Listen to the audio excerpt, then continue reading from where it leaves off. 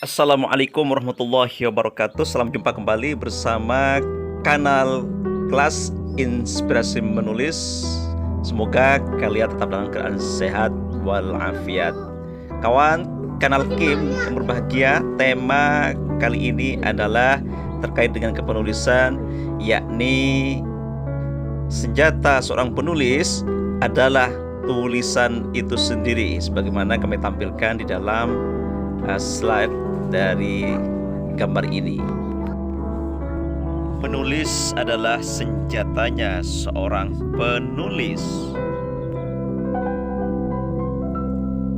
Baik, di samping logika berbahasa, tata bahasa, sintaksis, dan tetek bengek berbahasa yang baik dan benar, menulis adalah senjata paling ampuh bagi seorang penulis. Bagi seorang penulis, menulis merupakan eksistensi diri agar ide-ide kreatifnya bisa berwujud dalam sebuah tulisan. Jika kita bercita-cita menjadi seorang penulis, syarat utamanya memang harus menulis sebentuk tulisan. Itu baru wujud nyata seorang penulis. Ingatlah, segala bentuk profesi yang ada di dunia ini pada akhirnya harus menelurkan tulisan. Misalnya guru, dosen, dokter, pengacara, hakim, teknisi, dan sebagainya adalah seorang penulis itu sendiri, walau bukan ke tataran bisa.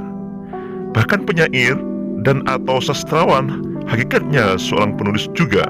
Semua orang yang berproses untuk melahirkan tulisan adalah seorang penulis, seperti apapun bentuk tulisannya.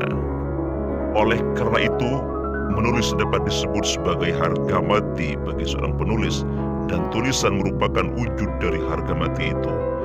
Berikrar untuk menjadi seorang penulis berarti telah berikrar jua untuk menulis. Pada tahap ini, rupanya ikrar menjadi penulis tak semudah yang kita bayangkan.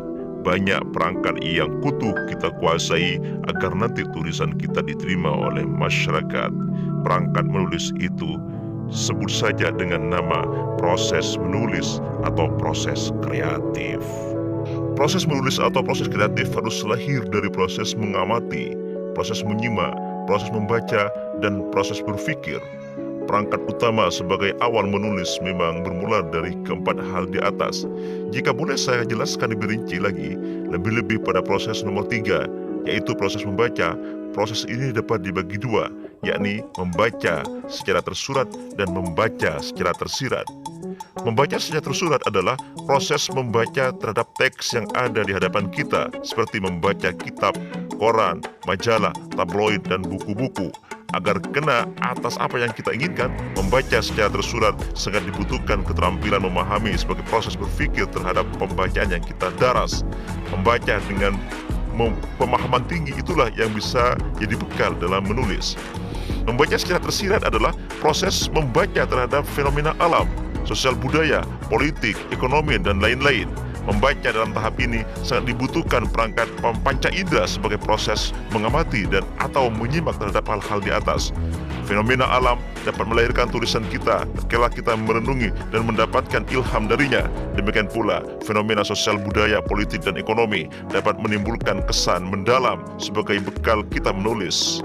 Sebenarnya, keterbacaan sebagaimana perangkat utama dalam menulis, yaitu dalam model tersirat, dapat kita lakukan tatkala kita telah melampaui keterbacaan terhadap tahap pertama tersebut, yaitu membaca secara tersurat. Logikanya sederhana, kita manusia biasa, abal-abal, dan terlalu banyak kelemahan. Kita bukan nabi atau rasul yang memulai keterbacaan dengan cara tersirat. Contohnya adalah Nabi Ibrahim. Nabi Ibrahim memulai keterbacaan dengan melihat fenomena alam. Baru setelah itu diturunkanlah suhuf sebagai pedoman umat secara tersurat. Manusia biasa mengisi pengetahuannya melalui tahap tersurat, yaitu tahap pembacaan terhadap teks. Dengan membaca teks, kita menguasai wacana, ide, dan ilmu pengetahuan. Bersama teks, manusia dapat mentransfer pengetahuan kepada manusia lainnya.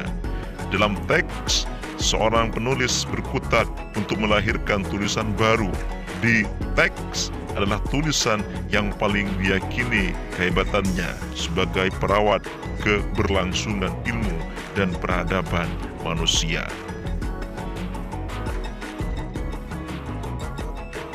Bersyukur sekali kita mewarisi tulisan wahai kawan penyaksi kelas inspirasi menulis dimanapun berada. Tak bisa kita bayangkan apa jadinya jika sampai detik ini belum ditemukan abjad-abjad yang terangkai menjadi tulisan. Dan rasa syukur yang tentu perlu kita sematkan kepada para penulis pemula agar mereka bisa melanjutkan menghidupi dunia kepenulisan dengan semarak dan gahar melalui tulisan-tulisan berbobot, sebab hanya itu senjata seorang penulis.